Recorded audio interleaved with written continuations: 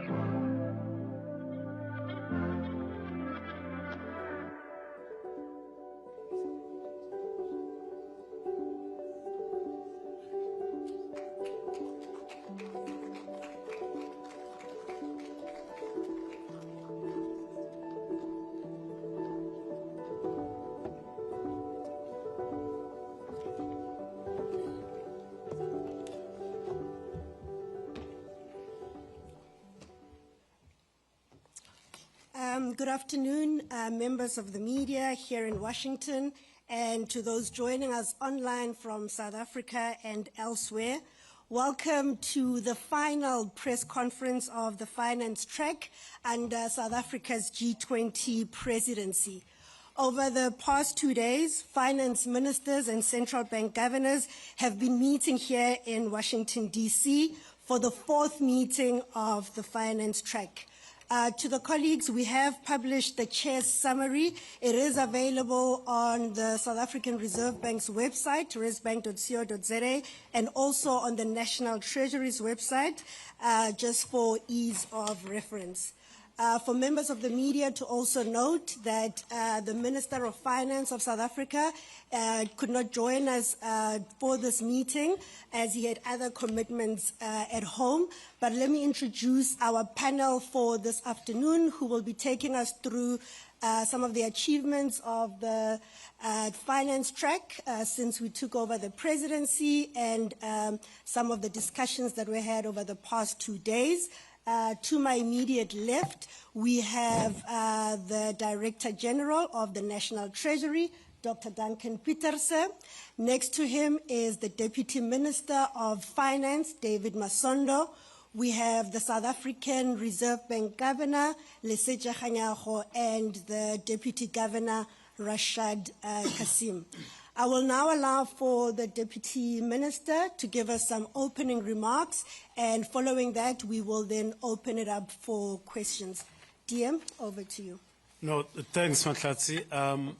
I'll read the media advisory that we have issued, because we assume that not all of you have the copy, and particularly the viewers at home. And it reads as follows, and thereafter will be under the dictatorship of Mahlatsi on how we take the conversation forward. So the statement reads as follows. The fourth meeting of the G20 finance ministers and central bank governors, chaired jointly by myself and the governor of the South African Reserve Bank, Lesetja Kganyago, took place on 15 and 16 October 2025 on the sidelines of the IMF and the World Bank Annual Meetings here in Washington, D.C.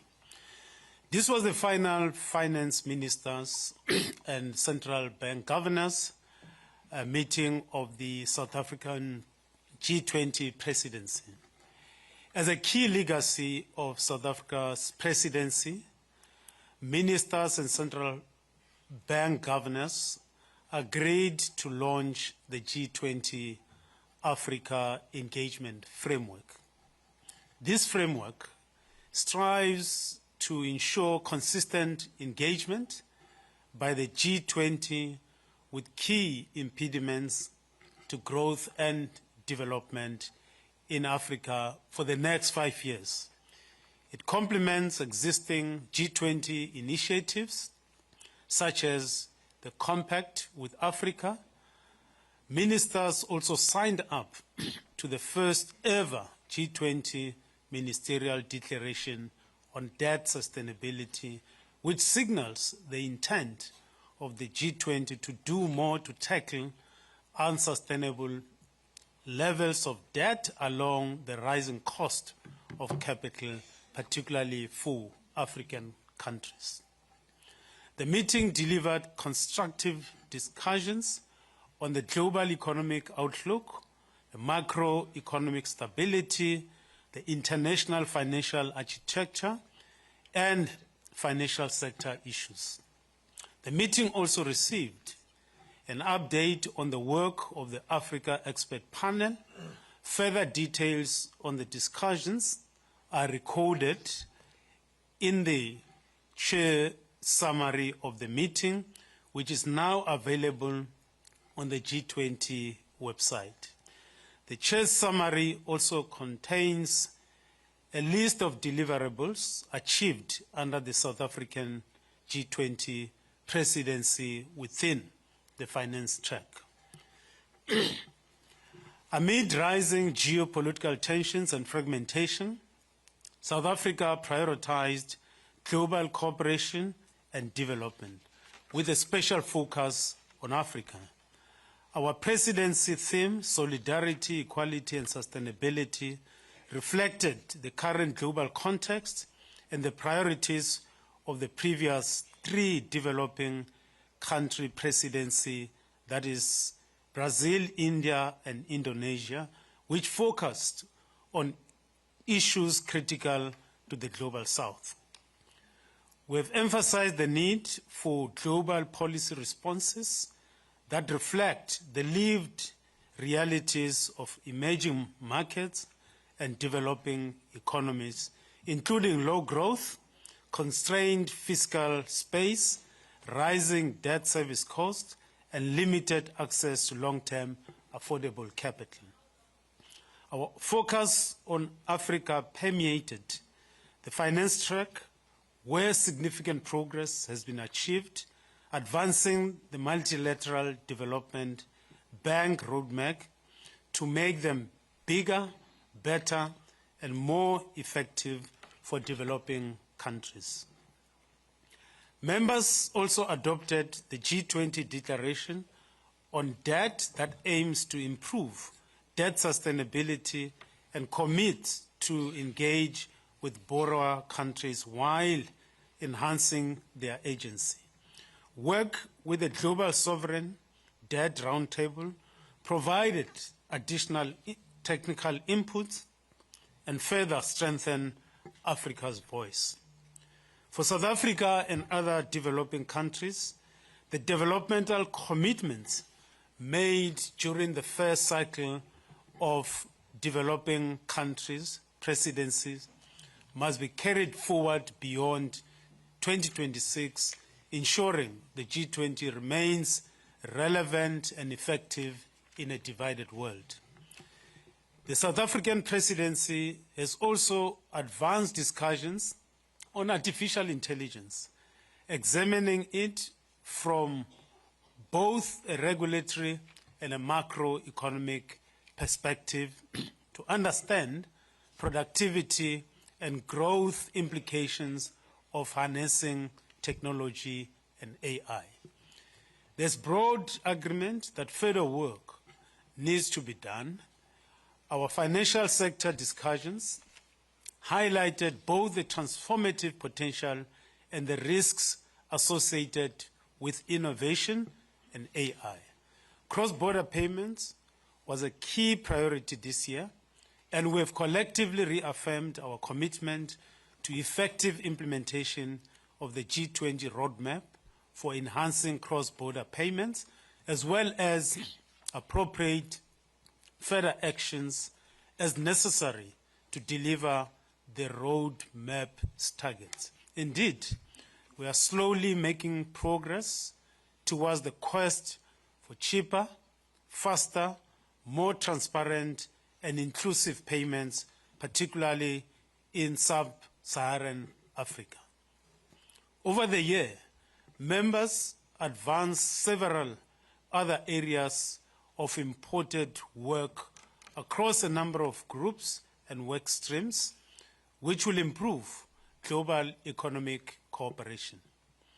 This included advances in financial inclusion, moving consumers from access to usage of financial products, continued progress in sustainable financing, and multi-year sustainable finance roadmap tools for expanding quality infrastructure investment, including cross-border infrastructure toolkit and the related Ubuntu initiative.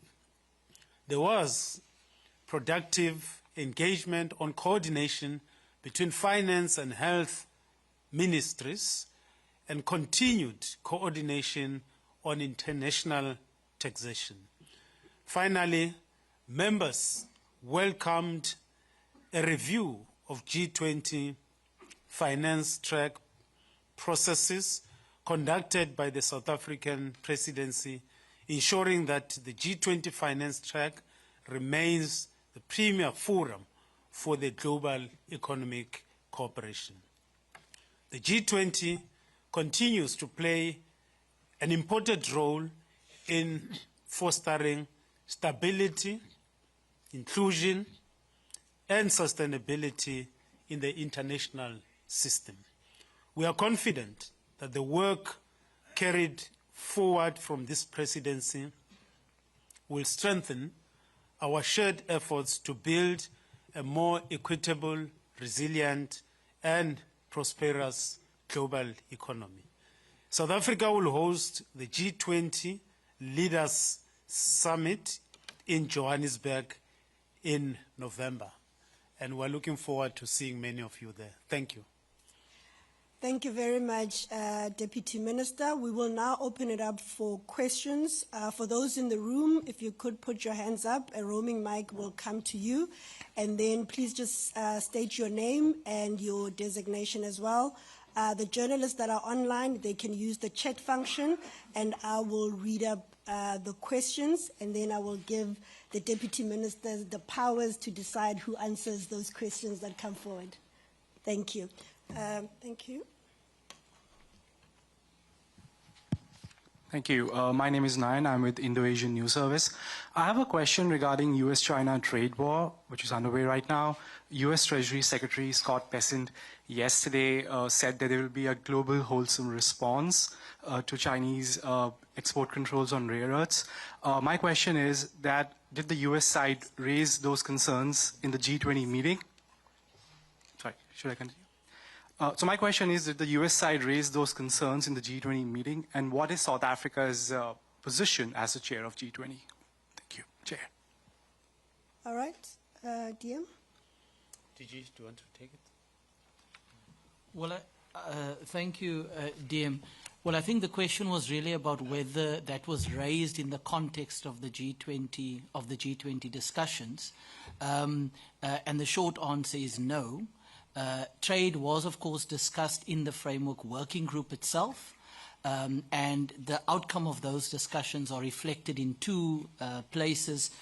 One in the Chair's summary that you have in front of you today in the Global Economic Outlook section, as well as in the communique that was agreed upon in Durban. And I'll refer you to the fourth paragraph of today's Chair's summary to give you a sense of how those discussions ended up. And the key point I would highlight here is the fact that the line that talks about the way that we need to, A, address excessive imbalances throughout the world, but do so in a way that contributes to an open global economy and without compromising sustainable global growth.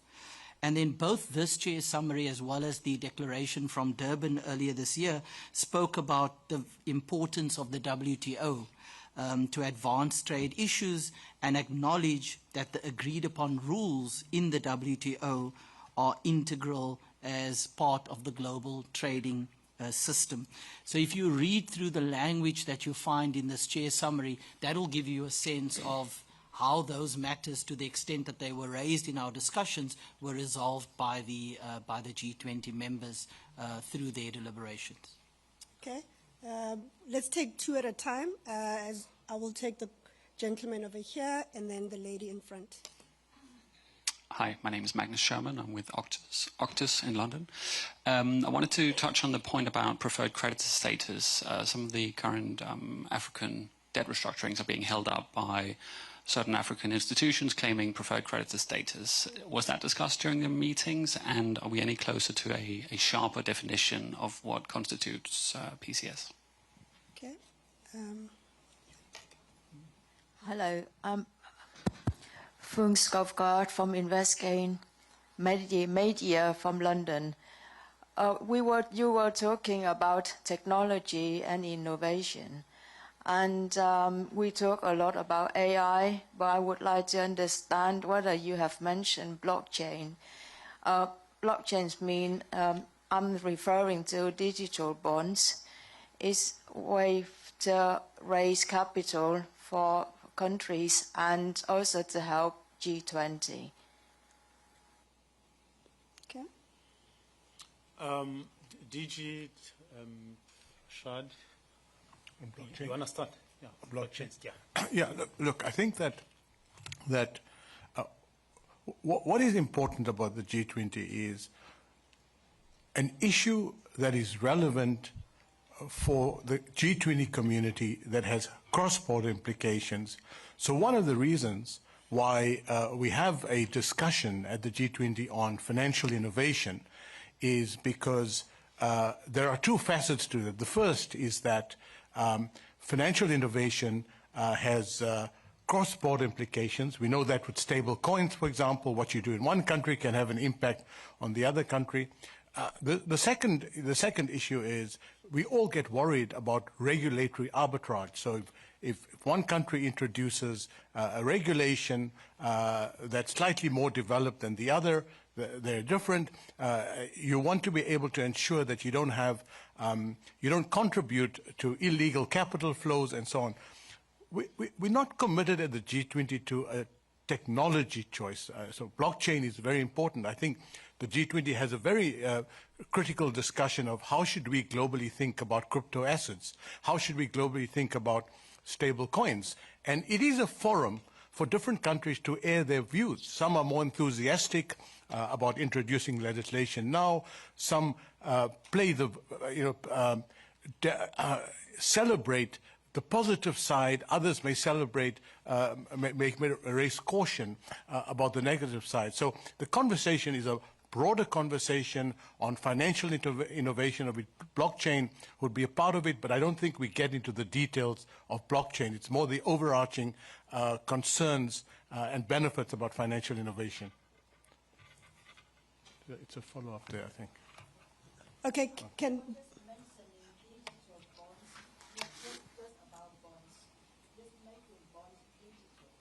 Not about stable coins, not about cryptos, not about coins or anything, just doing digital bonds so everyone can, because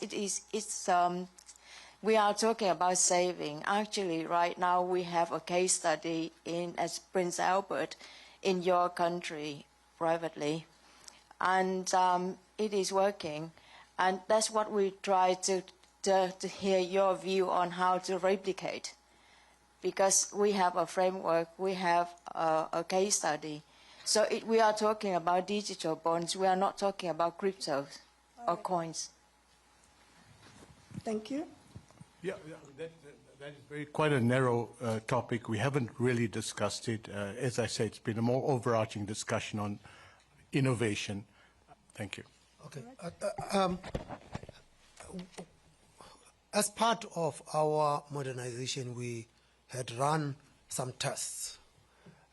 We had experimented with using a blockchain technology in the payment space, where we were able to tokenize the payments, and we proved that we could actually settle the volume that we would normally settle in a day within an hour. That volume would be settled. We took that project further, because you talked about a digital bond, and we tested it with the South African Reserve Bank debentures, where we tokenized the debentures, digitized them, and it was proved that it could actually be done fast. But for this thing to fully work, you actually needed to modernize the entire payment system. And so we are busy with the payment ecosystem modernization. It's a big project which is preceded by the establishment of a payments utility, which was formerly known as BankServe, which is now Pay Inc. So you're going to be using that. So in that ecosystem, over and above the utility, you're going to be introducing a digital ID and all of that stuff. So your question was very narrow. It was about a bond. We have tested this with payments. We have tested it with debentures. The next phase was testing with the treasury bills of the treasury. But we are doing an entire payments ecosystem modernization. There was a question which requires DG Sans. I think it was from you. Yes. Yeah, Matt. Yes, happy to come in on that. So the question was about whether the issue of preferred creditor status was discussed at all during the course of the presidency. And it came up in a few different areas. Number one, of course, within the context of the common framework for debt restructuring. That's an issue that was discussed there. And just to alert you to the fact that we do have a few, if you go to the annexure of the chair's summary, you will find some of the reports that were produced as part of the outputs of the G20 presidency for South Africa.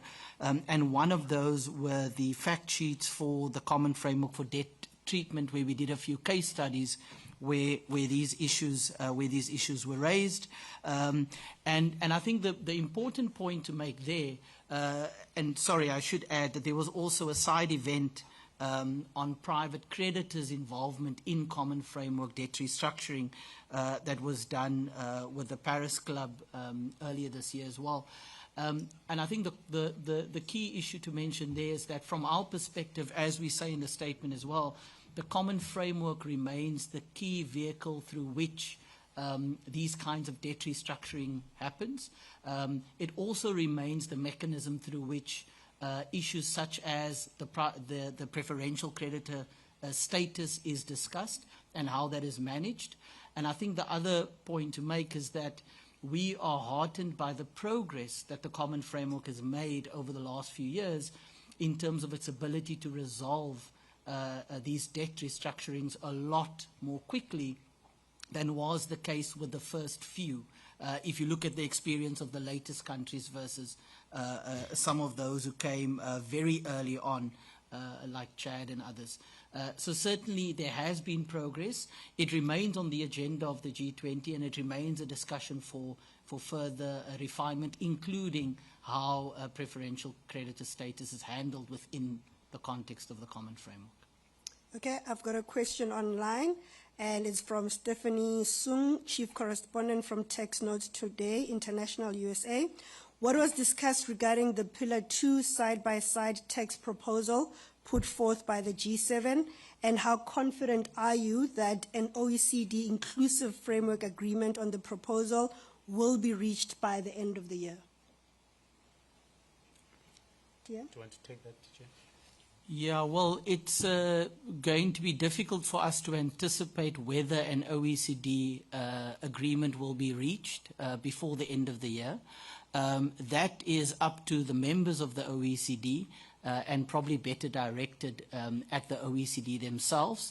The OECD has also been a key partner for us in the tax discussions this year, but one of the deliberate steps we have taken is to bring together both the voices of the OECD as well as broader voices in the form of pulling the UN agencies closer to the discussion.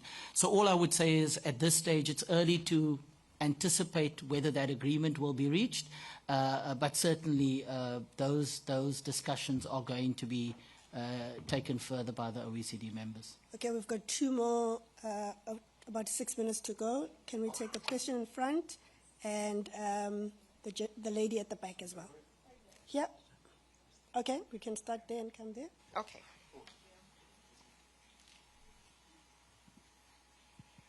Thank you very much. My name is Kemi Oshikoya with the Africa Bazaar magazine. My question to you is regarding how is the G20 addressing credit rating biases that raises African borrowing cost? And the other part of the question is, what reform to multilateral development banks is the G20 under the South Africa presidency championing to unlock more concessional and blended finance for Africa? Thank you very much. Okay, who's taking that one? Okay, I can start. So I think on the issue of the credit rating agencies and the voice of African borrowers in particular, I think there are 3 points worth highlighting here. The one is that you will notice that in the Ministerial Declaration on Debt Sustainability, there's a very particular reference to enhancing the voice of borrower countries.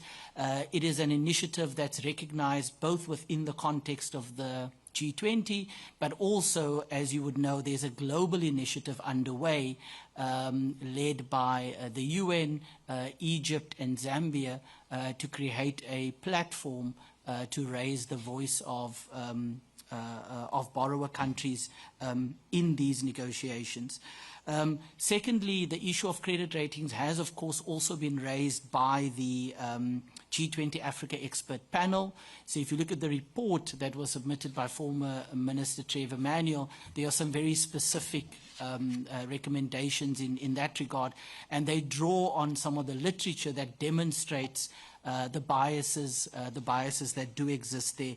From our perspective, through the Africa Engagement Framework, which was adopted and which the Deputy Minister spoke about earlier, where G20 members will, for the next few presidencies, have an opportunity to choose from a menu of policy options insofar as they relate to Africa. One of those is, of course, the cost of capital.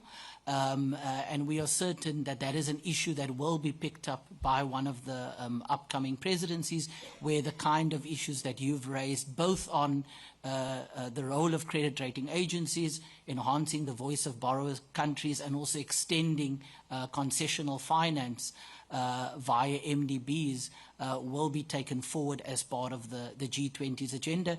And I'm sure that the Africa G20 expert panel, whose work will continue and where all the key Africa agencies are represented, UNECA, AFDB, AU, and so on, will also ensure that they prioritize this in their work going forward. Thanks. Okay, Eden Harris, Financial Times, the banker. My question is for you, Governor. What is South Africa doing to protect South Africans from bad actors who prey on the banking institutions that basically are vulnerable to hackers? So, like, what are you doing to protect your consumers from hackers who prey on developing countries? Okay, I think that just to conclude on what the DG was saying about the rating agencies. There is a global standard set by IOSCO that is supposed to regulate the conduct of the rating agencies. And so in evaluating the behavior of the rating agencies, you've got to look at that in that context. The second is that rating agencies have got to be transparent in their methodologies. And if they're transparent in their methodologies, I say, at least I could speak from the South African perspective, we are able to take their methodology and take the data they are using and see whether we are able to replicate it, and we can actually engage them and challenge them based on their methodology and say that your rating is wrong. And so if you were to look at South Africa now, and you look at the reports of the rating agencies when they downgraded South Africa in 2017 and 2020, their trajectory was that debt to GDP in South Africa will reach 94%. In the case of one agency, it said that we might actually reach 100. 8 years later, we are at 76%. So they were wrong. So you need to be able to engage with them on that basis. Now, not all countries, especially developing countries, have got the ability to take the methodology of the rating agencies, test its robustness, confront the rating agencies with the data. And I can tell you now, we are capable of saying, based on your methodology and the data that we have, your rating is wrong. This is what we think our rating should actually be. And that is the power that the borrowers actually need. Now, for many of the developing countries, they would not have that ability. And important here would be to build the capacity of the borrowers to be able to engage in that manner. And if they can't engage directly, whether you create capacity that can be availed to the borrowers so that the borrowers would be able to engage in that manner. Question about the protecting consumers against hacking. Hacking will take place. There are bad guys out there. And the issue of cybersecurity had become very important. And through the structure of the BIS and the Financial Stability Board, we have got the cybersecurity reporting task. If any one of us has experienced a cyber incident, we have got a mechanism of sharing that information and seeing what lessons are learned and how you actually respond to that. It then becomes the responsibility of the individual institutions to put in place checks and balances and controls to protect their customers. That you will be hacked is a given. You can put all sorts of defenses. That you will be hacked, it will happen. There will be a hack. The question is, when it happens, how quickly are you able to respond to that? And I'm saying this decidedly because there had been advanced economy agencies that had been hacked. So that is what you are going to be faced with. And on the consumer side, it is also very important that consumers are actually informed and equipped to be able to engage. Because in many respects, it is not so much that the institution got hacked. It is because the consumer didn't know what was the right thing to do when approached or tricked into some vulnerability, and they click on the wrong link, and you end up with a situation. So globally, we need the cooperation as policymakers, and country specific. You need legislation that would govern this, and the institutions themselves have got to put mechanisms in place to do this. And lastly, the consumers need to be made aware of what the vulnerabilities are and how they can protect themselves against that. Unfortunately, we have run out of time, but we do have our principals with us. If there are any specific questions that you want answered, just come to me and we'll try and arrange it. Thank you very much, ladies and gentlemen, for joining us, and we do look forward to seeing you in South Africa in November. Thank you.